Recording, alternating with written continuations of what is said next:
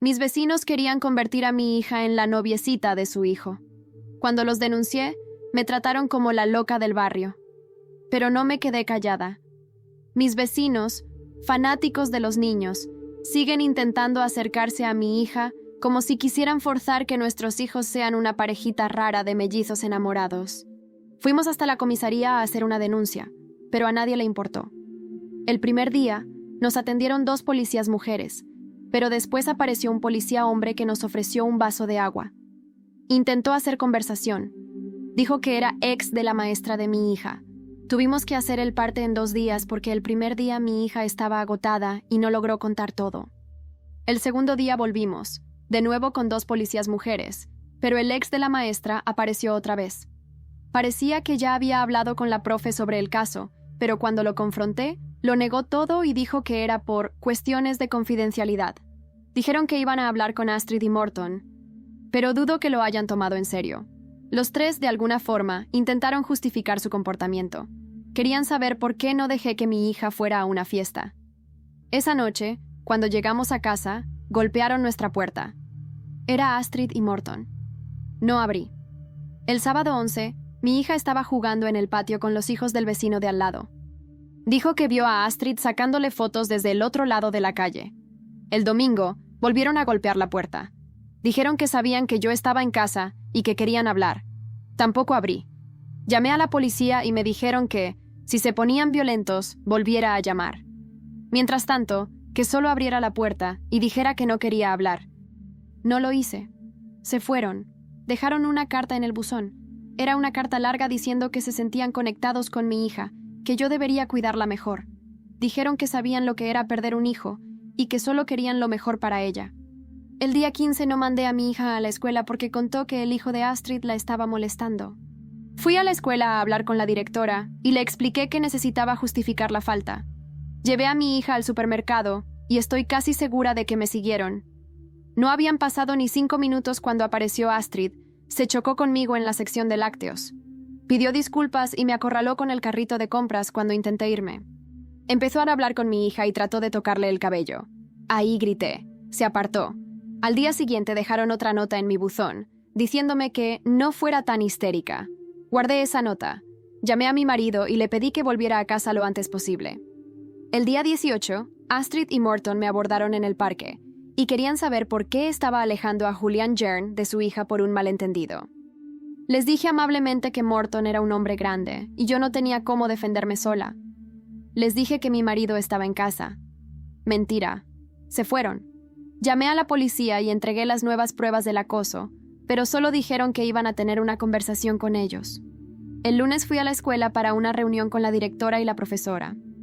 La profesora pidió disculpas, pero intentó decir que todo había sido un malentendido. La directora fue firme, le ordenó parar con eso y dejó claro que debía separar su vida profesional de la personal. Más tarde, mientras lavaba ropa en el sótano, Astrid y Morton fueron a hablar con mi hija en el jardín. Ella terminó diciendo que su padre aún no había llegado. Le dieron galletitas, pero ella las tiró a la basura delante de ellos. El martes, nos interceptaron camino a la escuela, preguntando por qué había mentido sobre el padre de mi hija. Por suerte no estaba sola. Una vecina les dijo que se alejaran. A la vuelta de la escuela tomamos un taxi. A la noche, volvieron a golpear la puerta. Esta vez con sus hijos. Llamé a la policía, pero cuando llegaron, ya se habían ido. Hablé con mi esposo por teléfono. Consiguió 3 días de permiso, pero recién llega el fin de semana. Su trabajo solo reconoció la gravedad del caso después de lo que pasó ayer. Ayer, volvieron a aparecer en el parque. Yo estaba cuidando a mi hijo pequeño y sentí que alguien me tocó el hombro. Era Morton, que tenía a mi hija en brazos. Dijo que debía tener más cuidado con ella porque se podría haber corrido hacia la calle si me distraía. Hizo parecer que ella se había escapado a la calle, pero ella lo negó. La tomé, junté a los otros niños y nos fuimos. Empecé a hacer las maletas. Le pedí a mi vecina de al lado que recogiera mi correspondencia mientras me hospedo en un hotel. Me contó que Correos hace eso gratis por 14 días, pero que igual va a estar pendiente de mi casa y me avisará si ellos aparecen otra vez. Ya empezaron los chismes. Dicen que su comportamiento con mi hija está volviéndose raro. Estoy en el hotel desde entonces. Mi marido está comprando los pasajes para que pasemos un tiempo con mis padres antes de Navidad. A estas alturas, ya no quiero quedarme acá. Mi esposo va a pedir traslado en el trabajo. Hablé con la directora y me dijo que va a cuidar de mi hija por las mañanas y retenerla a la salida. Así puedo buscarla directamente en la dirección. No le conté nada sobre los planes de mudanza, para evitar que comente con alguien y la noticia llegue a los amigos de Astrid. Odio mentir, pero siento que si no lo hago, estamos en riesgo. Una vecina del frente me dijo que Astrid y Morton andan diciendo que yo descuido a mi hija, sugiriendo que estoy desbordada con 4 hijos chicos y un marido que trabaja embarcado.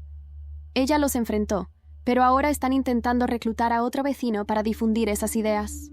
Me dijo que lo mejor es guardar pruebas, por si llegan a llamar al consejo tutelar, y también conseguir un documento oficial de la policía que confirme el historial de conflictos entre nosotros. Mi esposo se encargará de eso en cuanto pueda pedir el traslado. Yo, sinceramente, no vuelvo más a esa casa. Después de los últimos incidentes, decidí que era momento de actuar con determinación. Mi esposo, Javier, aún estaba fuera por trabajo, y la sensación de vulnerabilidad se hacía cada vez más insoportable. La noche anterior, mientras intentaba conciliar el sueño en la habitación del hotel donde nos refugiábamos, Lucía se acercó a mí con su osito de peluche en brazos. «Mamá, ¿cuándo podremos volver a casa?», susurró, con los ojos llenos de incertidumbre. La abracé con fuerza, sintiendo cómo mi corazón se encogía. «Pronto, cariño. Estoy haciendo todo lo posible para que estemos seguras».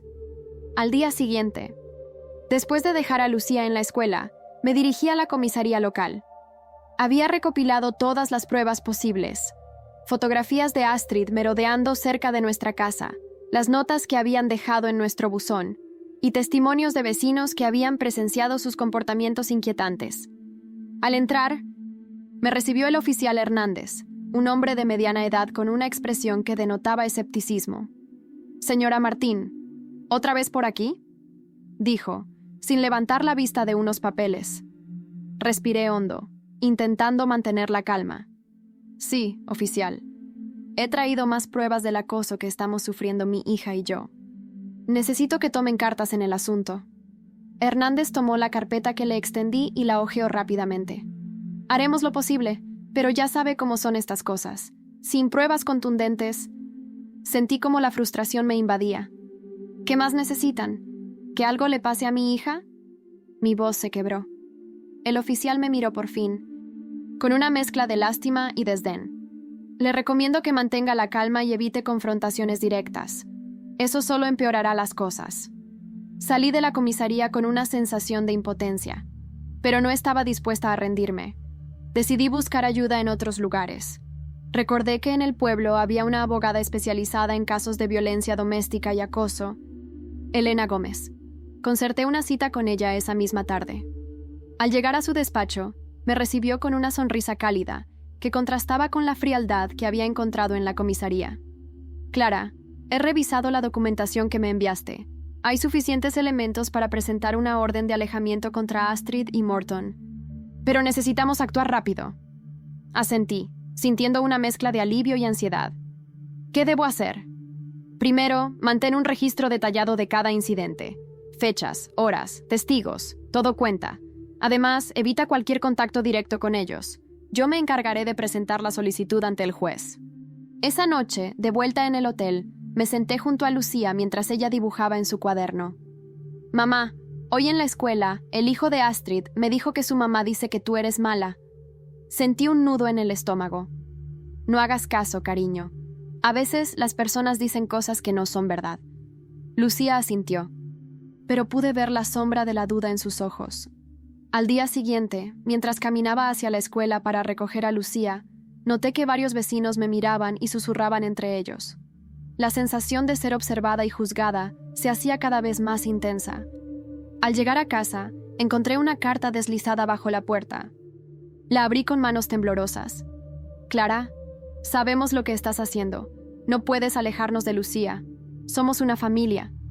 El miedo se transformó en determinación. No permitiría que continuaran intimidándonos. Esa noche, recibí una llamada de Elena. «Clara, el juez ha concedido la orden de alejamiento». Astrid y Morton no podrán acercarse a menos de 500 metros de ustedes. Suspiré aliviada, pero sabía que esto no terminaría aquí. Al día siguiente, la directora de la escuela me llamó para informarme que Astrid había intentado recoger a Lucía, alegando que yo le había dado permiso. La directora, afortunadamente, no le creyó y llamó a la policía. Pero esto significaba que Astrid estaba dispuesta a todo. Esa noche, mientras intentaba dormir, escuché un ruido en la ventana. Me acerqué con cautela y vi una sombra desaparecer en la oscuridad. El miedo volvió, pero esta vez venía acompañado de una resolución firme. No permitiría que nos siguieran aterrorizando. Al día siguiente, decidí que era hora de tomar medidas más drásticas. Contacté a un periodista local, Carlos Rivera, conocido por destapar casos de corrupción y negligencia. Le conté mi historia y accedió a publicarla. Cuando el artículo salió a la luz, el pueblo se dividió. La mañana después de que salió el artículo, no pude evitar temblar al abrir la ventana de la habitación del hotel. El aire de otoño traía consigo un silencio extraño. Lucía aún dormía, abrazada a su peluche con fuerza. Me senté en la orilla de la cama y encendí el móvil. Las notificaciones eran infinitas. El titular me golpeó como un martillo. Una madre denuncia acoso vecinal y negligencia institucional en San Lorenzo del Escorial. Están obsesionados con mi hija. El periodista Carlos Rivera no se anduvo con rodeos. Publicó fragmentos de las cartas, imágenes de las cámaras de seguridad y hasta extractos del informe médico que confirmaba el estrés agudo de Lucía. Me protegió el anonimato, pero en un pueblo tan pequeño bastó con unir unas pocas piezas para que todos supieran que era yo. Mi móvil no paraba de sonar. Mensajes de apoyo, pero también algunos anónimos insultándome. Uno decía: «Las madres histéricas como tú arruinan la paz de este lugar». Fui a dejar a Lucía al colegio. La directora, Marisa, me recibió en la entrada con una mirada preocupada. «Clara, necesitamos hablar», dijo en voz baja, guiándome hasta su despacho. «Hoy hubo una reunión urgente del AMPA. Varias madres están muy alteradas». «¿Por qué?», pregunté con el pecho ya apretado. «Porque el artículo ha hecho mucho ruido. Algunas piensan que estás exagerando, y otras que no es suficiente lo que se ha hecho». «¿Astrid dijo algo?», le pregunté, aferrándome a los apoyabrazos de la silla. Apareció esta mañana a las 7:30, llorando. Dijo que la estaban difamando. Intentó hablar con la profesora de Lucía y con algunos padres. «¿Y tú qué hiciste?». Le pedí que se marchara. «Tenemos la orden de alejamiento, Clara», pero ella no parece dispuesta a respetarla. Sentí una mezcla de rabia y agotamiento. Esa mujer parecía inmune a los límites. Antes de irme, la directora me pasó una nota doblada que una madre había dejado en recepción para mí. Al abrirla vi una letra fina, casi infantil. «Te creo. No estás sola. Me pasó algo parecido hace años. Habla con Teresa del Tres Crincrita». El corazón me dio un vuelco. Teresa, no la conocía bien. Vivía en la calle paralela a la nuestra, una mujer reservada que apenas saludaba. Esa misma tarde fui a buscarla. Me abrió con expresión desconfiada, pero cuando mencioné la nota, me hizo pasar. «Lo que te está pasando, ya lo he vivido», me dijo mientras preparaba té con manos temblorosas. «Astrid y Morton no son lo que parecen». «¿Qué quieres decir?». «Mi hijo, Mateo, ahora tiene 14 años. Hace 6, Astrid comenzó a interesarse por él. Le traía regalos, lo esperaba a la salida del colegio. Decía que le recordaba a su hijo fallecido». «¿Fallecido?». Me sobresalté. ¿Tenían un hijo? «Sí. Julián. Murió en circunstancias poco claras. Dijeron que fue un accidente doméstico, pero hubo rumores. Nunca se investigó bien. Después de eso, empezaron a obsesionarse con niños de la zona. Pero como tienen buena posición y contactos, nadie les decía nada. Me quedé en silencio, procesando la información. Así que no era solo yo. No era una paranoia aislada. «¿Por qué no hablaste antes?», le pregunté, con una mezcla de rabia y tristeza. «Porque me amenazaron y porque nadie me creyó». Ese mismo día contacté nuevamente con Carlos. Le conté todo lo que Teresa me había dicho. Me pidió grabar una entrevista con ella, aunque fuera con el rostro cubierto. Teresa aceptó, pero con una condición: que se usara su historia solo si algo me pasaba a mí o a mi hija. La sensación de peligro empezó a crecer dentro de mí. Esa noche, mientras cenábamos en el hotel, Lucía me dijo algo que me heló la sangre. Mamá, en el recreo, el amigo de Julián me dijo que Astrid ya me tenía una habitación en su casa. La miré, petrificada. ¿Qué? ¿Quién te dijo eso? El niño nuevo. Se llama Dani. Dijo que Astrid le contó que pronto iría a vivir con ellos. No dije una palabra. Me limité a abrazarla mientras mi mente se llenaba de pensamientos oscuros. Esa noche no dormí. Cada sonido del pasillo me sobresaltaba. A las 3:47 de la madrugada, alguien tocó la puerta del hotel. 3 golpes secos. Al mirar por la mirilla, no había nadie, pero en el suelo, una pequeña caja con una nota que decía: Lucía siempre ha sido nuestra. Deja de luchar. No estás preparada para lo que viene. A las 7 de la mañana ya estaba vestida. No dormí ni un minuto después de encontrar aquella caja frente a la puerta. La guardé en mi bolso, junto con la nota, y bajé al lobby sin despertar a Lucía. Necesitaba hablar con alguien cara a cara. La recepcionista, una chica joven con ojeras pronunciadas, me miró sorprendida. ¿Ocurrió algo, señora Martín? ¿Alguien dejó algo aquí esta noche?, le pregunté mostrando la caja. Ella la reconoció al instante. Sí, la dejó un hombre mayor. Dijo que era un encargo para su hija, pero no se identificó. Llevaba gorra. No me pareció raro, hasta ahora. Pedí ver las cámaras de seguridad. La gerente accedió tras insistir mucho, y allí lo vi, Morton. En la madrugada, con su habitual abrigo marrón, caminando como si fuera el dueño del lugar. La gorra no tapaba completamente su rostro. Llevaba la caja en una mano y en la otra, algo más que no logramos identificar. Salió caminando tranquilamente. Llamé a Elena, mi abogada, de inmediato. Tienen que detenerle. Está violando la orden de alejamiento. Clara, escúchame. Vamos a presentar la denuncia, pero si la policía no actúa, daremos el siguiente paso. Ya hablé con un juez de familia. Tenemos argumentos para solicitar custodia reforzada y vigilancia preventiva. Salí del hotel como un huracán. Lucía se quedó con la recepcionista, que fue encantadora y prometió cuidarla un rato. Fui directamente a casa de Teresa. Necesito que hables, Teresa. Necesito que cuentes lo que viviste. Esto ya no es acoso. Es otra cosa. Es enfermizo. Ella se quedó callada. Se tocó el anillo de boda con nerviosismo. No sabes lo que estás removiendo, Clara. Astrid no actúa sola. Hay gente que la protege. ¿Quién? ¿Alguien de la policía? Sí, y del ayuntamiento. Durante años ha participado en organizaciones benéficas, comités escolares. Es la madre modelo. La vi manipular a inspectores, a profesores, a psicólogos. Y Morton siempre fue su cómplice. No sé cómo nadie ve lo que son. ¿Y qué son? ¿Teresa? Ella me miró, con los ojos cargados de lágrimas. Son depredadores emocionales. Se alimentan del dolor de otros para llenar su vacío. Salí de allí decidida. Si no podían tocarlos legalmente aún, los iba a exponer. Fui directo al despacho de Carlos. ¿Tienes grabadora? Vamos a destapar esto. Pasamos horas hablando. Le conté todo, desde el principio. Le mostré las notas, los videos, la carta en la caja. Grabó cada palabra. Esto es muy serio, Clara. Si lo sacamos, no hay vuelta atrás. Que no la haya. Esa noche, al recoger a Lucía, me crucé con Astrid en la puerta del colegio. Iba acompañada de otra madre de Lampa, fingiendo naturalidad. Pero sus ojos me observaron como un depredador mide a su presa. Me detuve frente a ella. Te prohíbo que te acerques a mi hija. Lucía no te pertenece, dijo sin inmutarse. Solo estás retrasando lo inevitable. Me quedé congelada.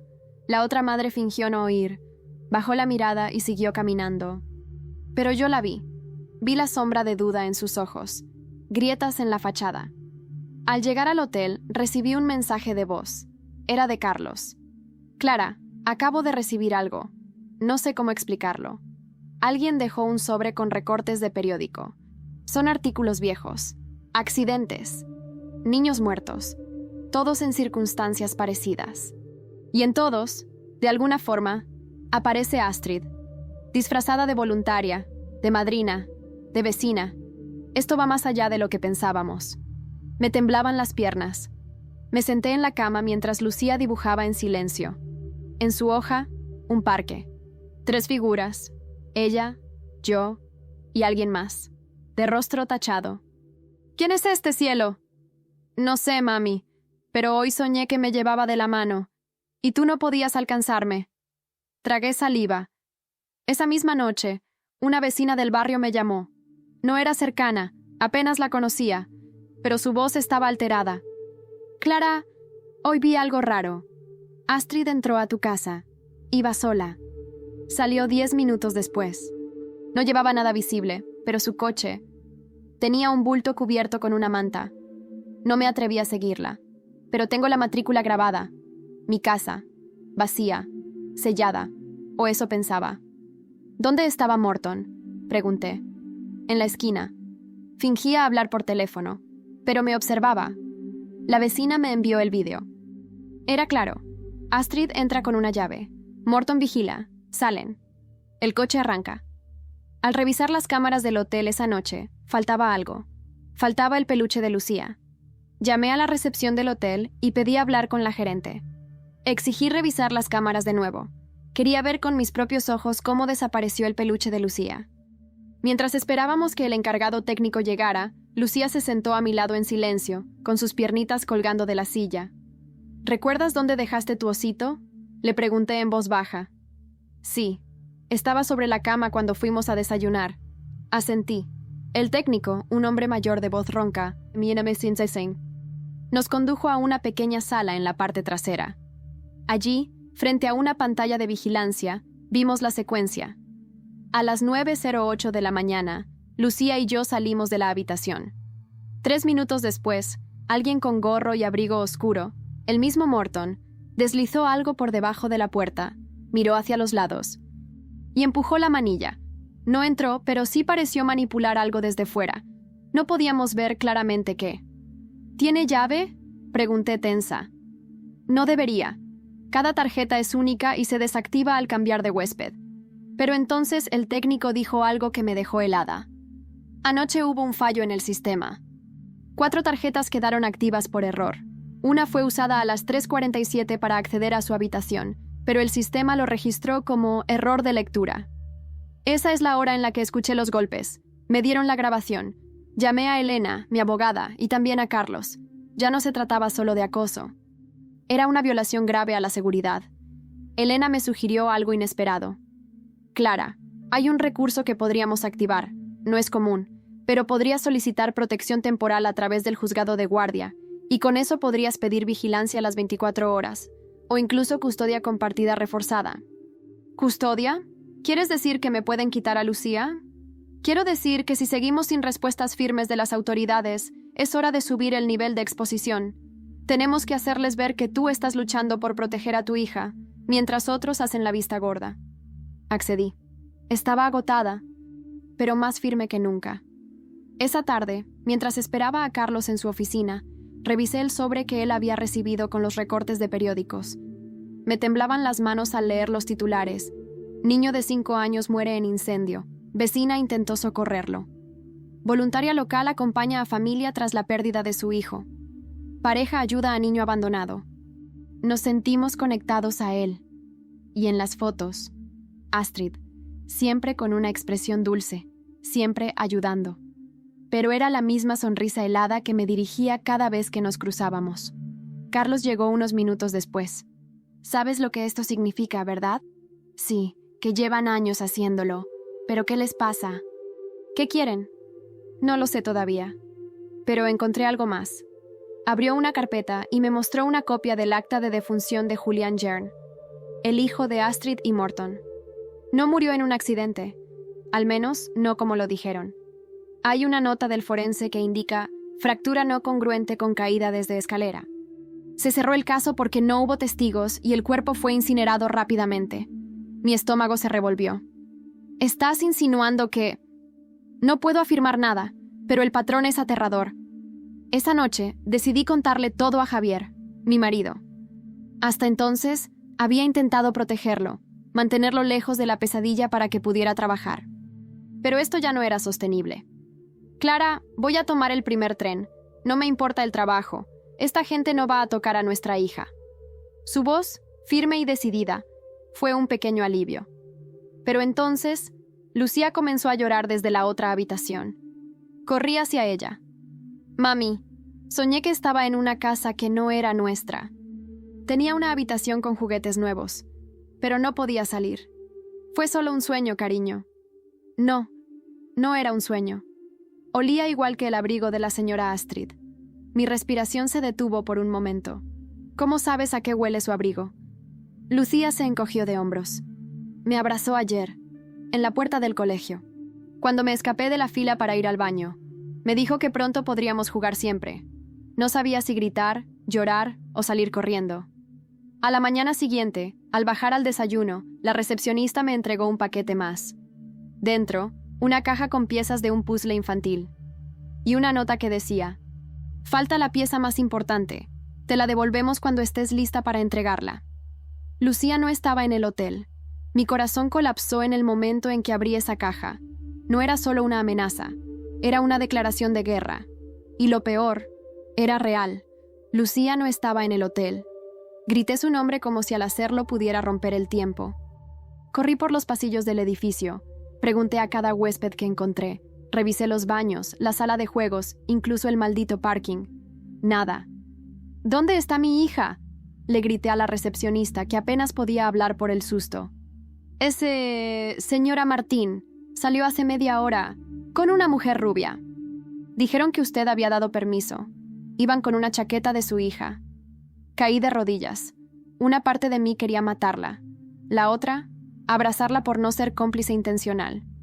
Llamé a la policía, luego a Elena, luego a Carlos. Todos a la vez, todos al mismo tiempo. Nadie respondía con la rapidez que yo necesitaba. Pero sabía dónde buscar. Corrí hasta casa de Teresa. Toqué la puerta hasta que los nudillos sangraron. Cuando abrió, le mostré la caja. «Se la llevaron. La tienen, Teresa». Ella no dudó ni un segundo. «Vamos. Yo conduzco». Subimos a su coche y me miró mientras encendía el motor. «Clara, hay un sitio. Una finca que pertenecía a los abuelos de Morton. Está abandonada, pero hay rumores. Dicen que él va allí cuando quiere desconectar». «¿Dónde está?» «A las afueras, cerca de la carretera vieja de El Escorial». El trayecto fue un laberinto de pensamientos oscuros. El silencio entre nosotras era denso. Yo apretaba el puzzle en mis manos como si al hacerlo más fuerte pudiera reconstruir a mi hija. Al llegar, la finca parecía vacía. Un caserón de piedra, tapado en partes por la vegetación. La verja oxidada estaba entreabierta. «Voy contigo», dijo Teresa. «No, si algo me pasa, tú tendrás que avisar a la policía». «Graba todo». Me metí entre los árboles, acercándome al caserón. La puerta estaba cerrada, pero al empujarla crujió y se abrió. El interior olía a humedad, a madera podrida y a algo más, algo dulce, artificial, perfume de mujer. «¡Lucía!», llamé. Silencio. Luego un sonido. Risas. Infantiles. Seguí el sonido. Cruzando pasillos estrechos, una escalera medio derrumbada, y ahí estaba. Una habitación decorada como una guardería. Paredes coloridas, juguetes, una cuna, un tocador. Todo nuevo, todo perfecto. Y en el centro, el peluche de Lucía. Corrí hacia él, pero en cuanto lo toqué, una voz sonó tras de mí. Pensé que entenderías lo especial que es. Era Astrid, de pie en el umbral. Vestida con un abrigo beige, impecable, como si fuera a una cena formal. Morton apareció detrás de ella, en silencio, como una sombra que respira. «¿Dónde está mi hija?», grité, con las manos temblando. Astrid sonrió. «Está bien». Solo necesitaba descansar. Estaba muy confundida. Tanto ruido, tanta tensión. Pobrecita. Intenté avanzar, pero Morton me bloqueó. «No vamos a hacerte daño», dijo con voz grave. «Solo queremos hablar». «¿Hablar? ¿Después de secuestrar a una niña?». Astrid suspiró, como si le pesara la conversación. «Tú no entiendes». «Clara, no sabes lo que es perder un hijo. No sabes cómo se siente que te lo arrebaten. Lucía, ella es especial. Tiene una luz. Julián también la tenía. Tú no sabes cuidarla. no como nosotros. Estás enferma. No, Clara, dijo acercándose, sus ojos vidriosos. Tú eres egoísta. Tú te aferras a ella como si fuera solo tuya. Pero los hijos también pueden pertenecer a otros, a quienes realmente los aman. Mi cuerpo vibraba de rabia, pero entonces escuché un golpe, algo detrás de mí. Una pequeña figura corriendo. Lucía, sucia, asustada, pero entera. ¡Mamá! Ella se lanzó a mis brazos. La apreté con tanta fuerza que pensé que me desmayaría. Morton se acercó un paso, pero en ese instante se escuchó un motor rugiendo fuera. Teresa había llamado a la policía. Los gritos, las sirenas, las luces. «¡Esto no ha terminado!», gritó Astrid mientras era empujada contra la pared por los agentes. «Te equivocas», le respondí. «Sí ha terminado, para siempre». Lucía lloraba, agarrada a mi cuello. Nos llevaron al hospital para revisión, luego a la comisaría. Las pruebas eran irrefutables. Secuestro, violación de orden judicial, asociación ilícita. Los antecedentes ocultos empezaron a salir a la luz, como ratas corriendo cuando se enciende la luz. Pero esa noche, en la habitación del hospital, mientras velaba el sueño de Lucía, Carlos me envió un mensaje. «Clara, hay algo más. Encontramos en la finca cajas con documentos, carpetas con fotos, nombres y una lista. Estás en ella. Pero no estás sola. Hay otros, muchos. Esto es más grande de lo que pensamos». No pude dormir. Ni en el hospital, ni después, ya de vuelta en el hotel, con Lucía acostada a mi lado. A veces me levantaba solo para asegurarme de que seguía allí, que respiraba, que no era otro maldito sueño. Carlos me había enviado fotos de las cajas encontradas en la finca, carpetas rotuladas a mano. Ana R. Na. Clara M. Samuel G. Algunas con fotos de niños, otras con notas escritas a máquina. Una lista, en papel desgastado, con columnas marcadas, edad, colegio, situación familiar, nivel de conexión emocional.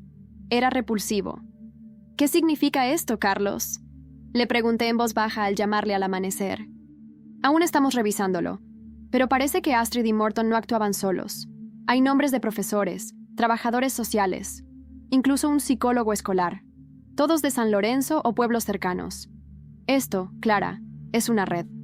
Cerré los ojos. Me sentía mareada. Todo lo que había sospechado era apenas la punta del iceberg. ¿Y qué hacemos con esto?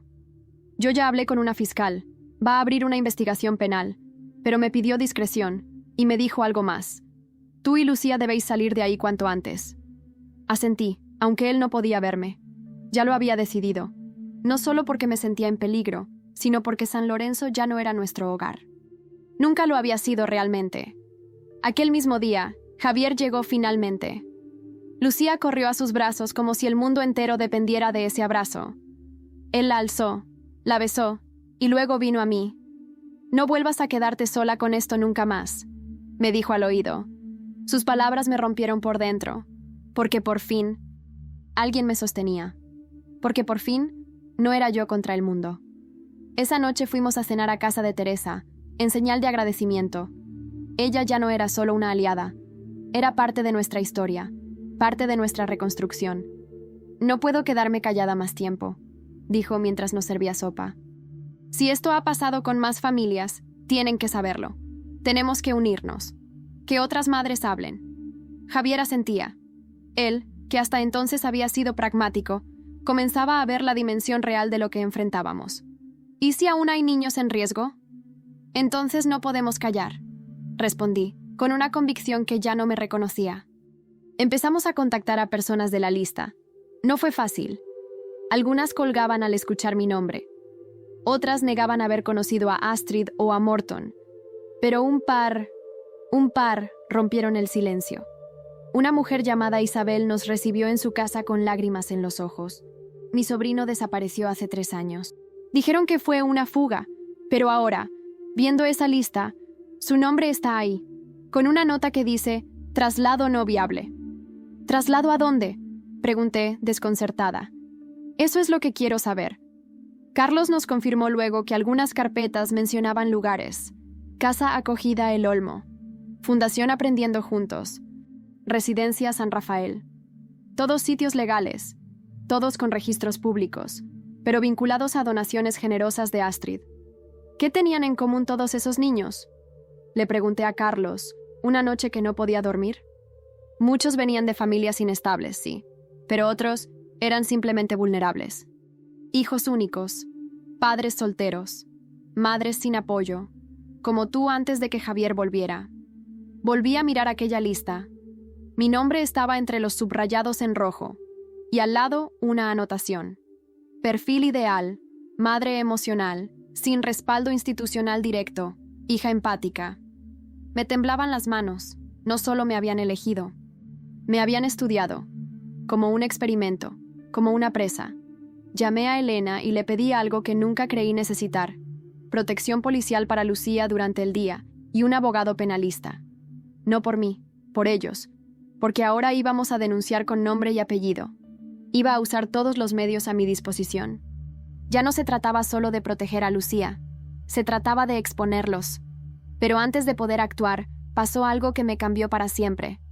Recibí un correo, sin asunto, sin remitente, con un único archivo adjunto, un vídeo.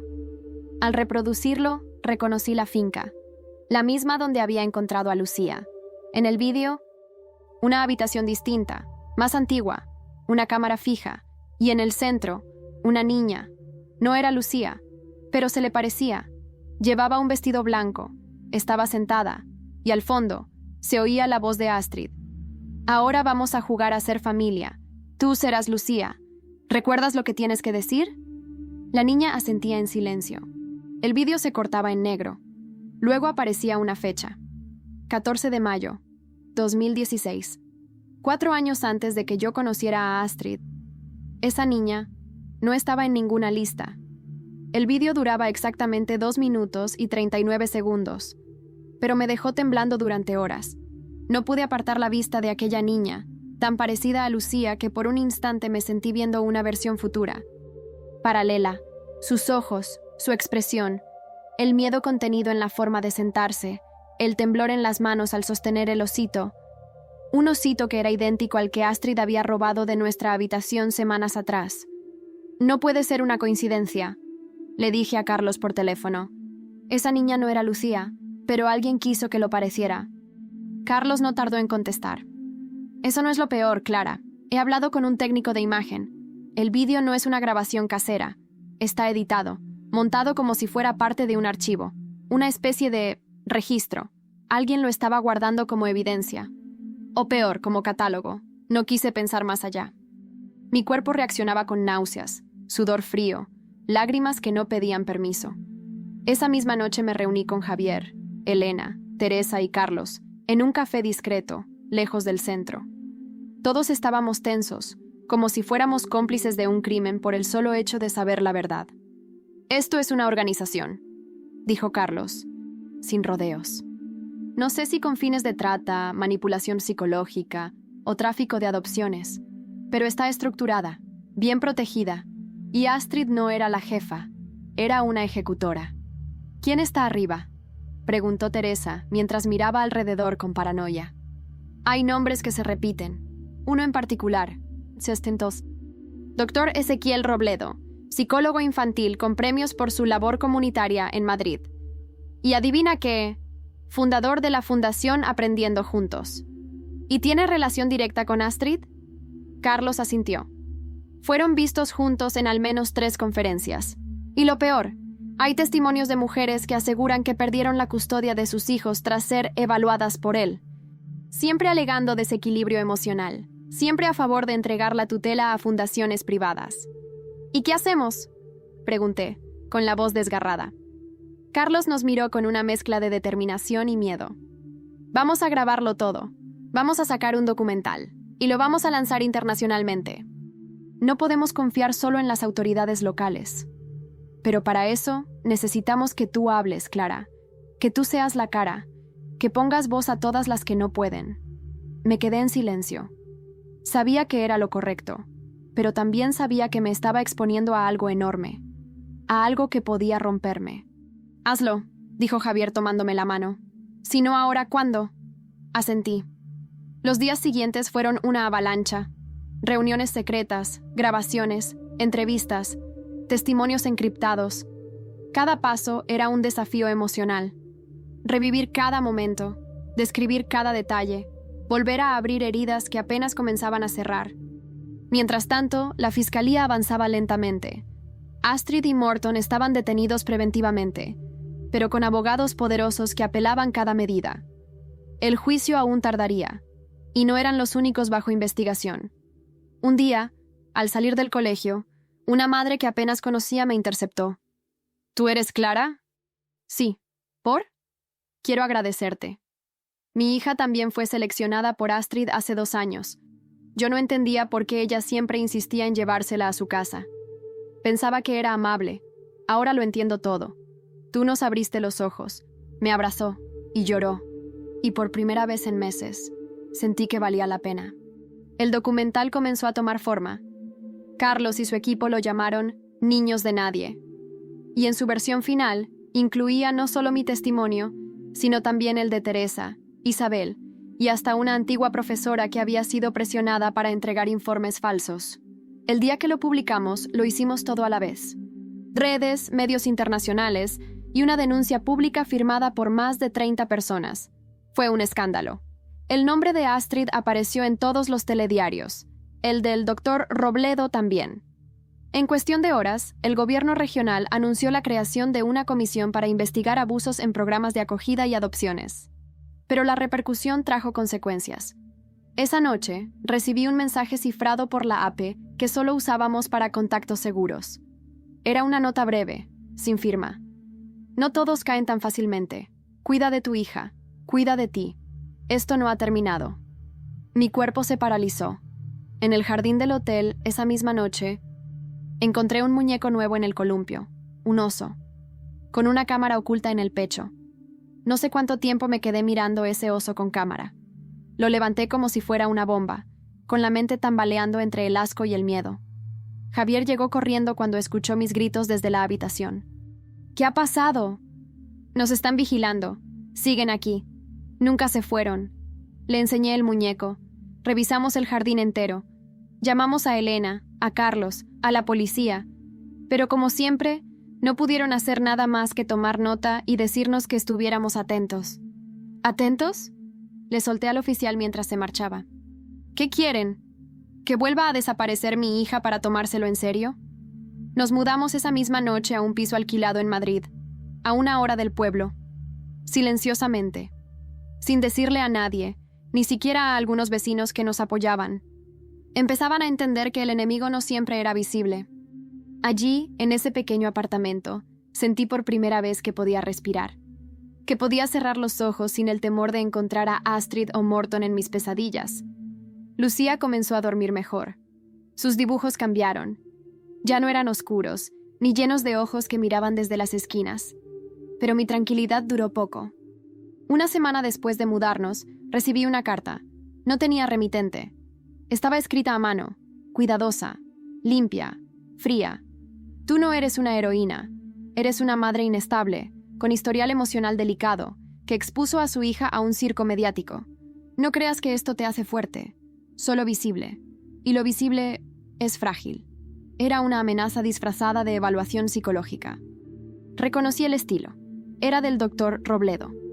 Carlos se movió rápido. Filtró la carta a los medios. La analizó con expertos forenses. El documental había tenido tanto impacto que ahora había periodistas internacionales husmeando en todos los rincones. La presión aumentaba, pero también la tensión. Una noche, me llamaron del Colegio Nuevo de Lucía. Señora Martín, tenemos una situación. Una mujer vino hoy a recoger a su hija. Alegó ser su tía, pero no estaba autorizada en el sistema. Cuando le pedimos identificación, se marchó. Muy rápido. ¿Cómo era? Rubia, delgada, muy arreglada. Hablaba con un acento muy neutral. Y dijo que estaba reemplazando a Clara, como si usted ya no tuviera la custodia. Casi me desmayo. No era Astrid, era otra, una que seguía el mismo patrón, una nueva cara de la red. Esa misma noche le pregunté a Carlos, ¿cuántas Astrid hay? No lo sabemos, pero sí sabemos una cosa. Tú te convertiste en el blanco que ellos no pudieron silenciar. Eso te hace peligrosa para ellos, y eso los pone nerviosos. A pesar del miedo, decidí dar un paso más. Acepté ser entrevistada en un programa nacional de televisión, el primero de muchos. Había pasado de víctima a voz. El plató era frío, el foco me cegaba. Pero cuando la entrevistadora me preguntó, «Clara, ¿qué le dirías a otras madres que sienten que nadie las cree?», respondí sin dudar, que no están solas, que no están locas, y que el silencio es lo que les da poder a quienes nos quieren sumisas. Hablen, aunque tiemblen, aunque nadie escuche al principio. Hablen, porque sus hijas y sus hijos merecen la verdad. Aunque duela. Hubo aplausos, lágrimas, llamadas, mensajes. Una ola de mujeres comenzó a escribirnos. Madres, tías, abuelas. Algunas contaban casos parecidos. Otras, apenas intuiciones. Todas tenían miedo. Todas se habían sentido juzgadas.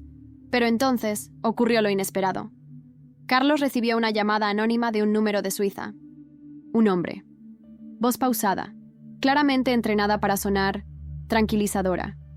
He visto su trabajo. Lo que están haciendo. Lo respeto. Pero están cruzando una línea. Hay acuerdos, compromisos, instituciones que dependen de este sistema. ¿De verdad creen que pueden desmantelar algo que lleva décadas funcionando? Carlos grabó la llamada. La voz no era reconocible, pero el mensaje era claro. Habíamos tocado el corazón del monstruo. Al día siguiente, Javier encontró en el buzón una carpeta sellada. Dentro, copias de documentos legales, viejas sentencias, informes manipulados, una serie de dosieres con mi nombre, el de Lucía, y el de 3 niños desaparecidos entre 2012 y 2018. Uno de ellos era la niña del vídeo.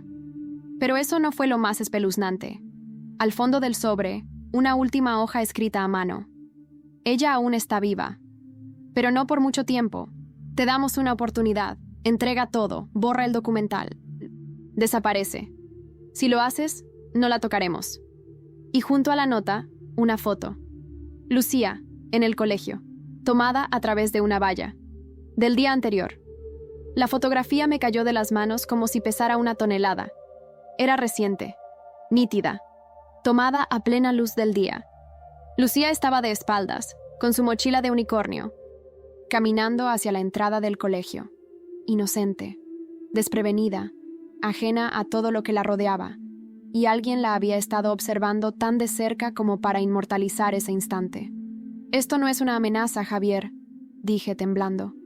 «Es una sentencia». Él la tomó, la miró durante varios segundos y luego la rompió en pedazos.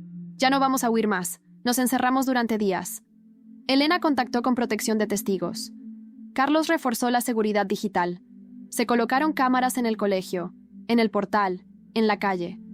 No podía creer que todo esto estuviera pasando en una España supuestamente moderna, segura, democrática. Carlos nos reunió esa semana con una periodista extranjera, Margarete Bauer, alemana, corresponsal de un medio de investigación internacional. Había cubierto redes de tráfico infantil en Europa del Este. Al leer nuestros documentos, dijo algo que me quedó grabado. «Todo esto es un patrón que he visto antes. No operan desde las sombras, Clara. Operan desde instituciones, desde ONGs, desde despachos, con donaciones, con sonrisas, con abrazos. Y cuando los descubres, sonríen aún más fuerte». El documental ya estaba listo para salir a plataformas de streaming. El tráiler se había viralizado. Había protestas frente a la sede del Ayuntamiento de San Lorenzo. Astrid y Morton seguían en prisión preventiva, pero con una defensa mediática que comenzaba a hacer ruido. «Están intentando presentarla como una madre con depresión tras la pérdida de su hijo», nos explicó Carlos. «Quieren girar la narrativa. Que tú parezcas inestable. Que ella sea una víctima de su dolor». Entonces lo decidimos. Íbamos a hacer una presentación pública. Íbamos a proyectar el documental en Madrid, con presencia de víctimas, fiscales, periodistas. En una sala grande, con cámaras, con testigos, con todo. Lucía no iría. Se quedaría con Teresa y Javier bajo protección. El día del evento me temblaban las rodillas. Me maquillé las ojeras, me até el pelo y me puse una chaqueta sencilla. Quería parecer madre, no mártir. Víctima, sí. Pero sobre todo, voz. Antes de subir al escenario, Carlos me susurró al oído. Te van a intentar silenciar después de esto. No retrocedas, aunque tengas miedo. Respiré hondo. Caminé al centro del escenario. Las luces me cegaban, pero el murmullo del público, las cámaras, los flashes, todo desapareció cuando comencé a hablar. Me llamo Clara Martín, y hace casi un año creí que estaba perdiendo la razón. Pensé que ver a mis vecinos rondar a mi hija era solo paranoia, que nadie más lo veía, que exageraba. Pero no exageraba. Lo que viví fue acoso, fue manipulación, fue terror. Y no fue solo conmigo, fue con muchas. Y quienes lo permitieron, aún caminan libres. La proyección comenzó. Silencio absoluto. Imágenes de niños, testimonios de madres, documentos, grabaciones, fragmentos del vídeo de la niña con el vestido blanco. Algunas personas lloraban, otras contenían la rabia. Cuando terminó, hubo una ovación. Y luego, un momento aterrador. Una mujer del público se levantó y gritó: «Mi sobrina desapareció en 2015. Estaba en la lista. Yo la vi. Era ella». Se desmayó en los brazos de otra mujer. Aquel grito rompió algo. Ya no era mi historia, era la de muchas. Los medios hicieron eco. El gobierno regional suspendió temporalmente las operaciones de varias fundaciones. Se reabrieron casos cerrados. El doctor Robledo fue citado a declarar, pero esa noche, al volver a casa, encontré algo en la puerta. Una caja pequeña. Dentro, un pendrive. Lo conectamos al portátil. Contenía un solo vídeo. Corto, preciso, espeluznante. La misma habitación donde Astrid tuvo a Lucía, pero esta vez con otra niña. Desorientada, sentada, mirando a cámara. Era la niña del vídeo de 2016. Pero lo que decía, con una voz débil, me hizo sentir como si el corazón se me detuviera. Me llamo Julia. No me acuerdo de mi apellido. Pero Clara, si estás viendo esto... Gracias. Gracias por buscarme. No me olvides. Yo no te voy a olvidar. La pantalla se fue a negro. Junto al pendrive, una nota escrita con letra distinta a las anteriores. Tienes razón, esto debe terminar.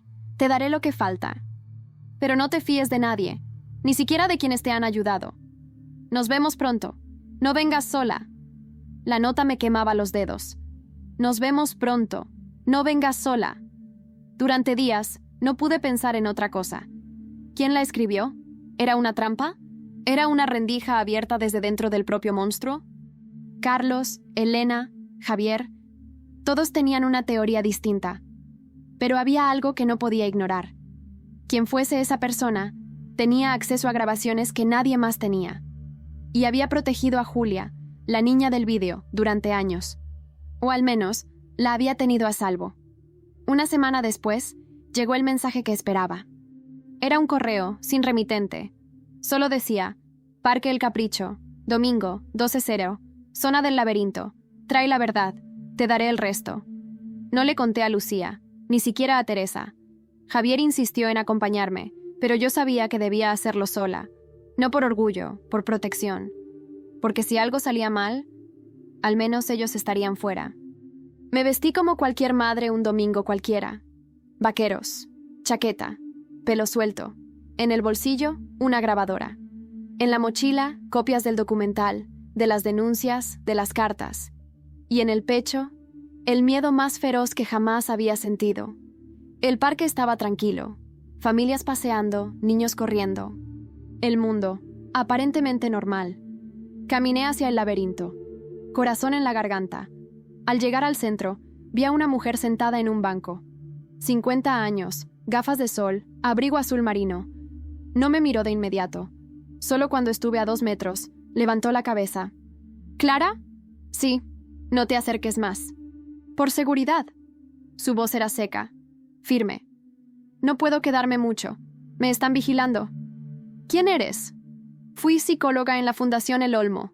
Hace 7 años, hasta que empecé a hacer preguntas. Me echaron, pero guardé todo lo que pude. Porque algo me decía que alguien como tú iba a llegar. Me extendió una carpeta gruesa. Dentro había archivos, fichas clínicas, cartas internas, actas firmadas por el doctor Robledo y fotos de niños. Uno de ellos era Julián, vivo, sonriente. al menos 3 años después de la fecha oficial de su muerte. ¿Esto es real? Sí, Julián fue utilizado como anzuelo durante años. Decían que había muerto. Pero seguía siendo parte de los procesos de conexión emocional, hasta que desapareció del todo. ¿Murió? No lo sabemos. Lo que sí sabemos es que Astrid y Morton se salieron de control. Empezaron a actuar por su cuenta. Robledo los apoyaba, hasta que la presión fue demasiada, y tú hiciste que todo estallara. La mujer se levantó.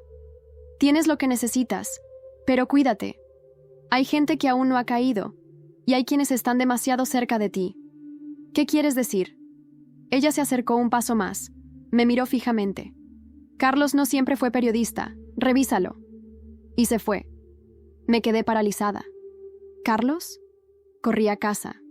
No podía ignorarlo. Revisé todos los archivos, sus artículos más antiguos, búsquedas en redes profesionales. Descubrí que, antes de ser periodista, trabajó en comunicación institucional para una ONG, financiada por Robledo. Enfrentarlo fue brutal. ¿Por qué no me lo dijiste?, le grité, enfrentándolo en nuestro salón. Porque renuncié cuando vi lo que hacían. Porque decidí cambiar de bando. ¿Y si todo esto fue una manipulación tuya? ¿Una forma de usarme?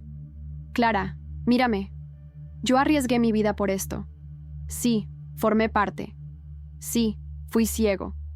Pero cuando te conocí, decidí hacer algo distinto. No me pidas desaparecer ahora. No supe si perdonarlo. Aún no lo sé. Pero esa noche, recibí otro mensaje. Julia. Había sido localizada por Interpol en una casa de acogida en Bélgica, gracias a las imágenes del documental. Vivía bajo otro nombre, pero al ver mi rostro, supo que podía hablar. Declaró, señaló, confirmó todo. Fue el testimonio que cerró el caso. El doctor Robledo fue detenido, condenado. Astrid y Morton también. La red comenzó a colapsar. ONG tras ONG empezó a ser investigada. Programas suspendidos, fondos congelados. Lucía volvió a dibujar, pero esta vez, su familia tenía colores.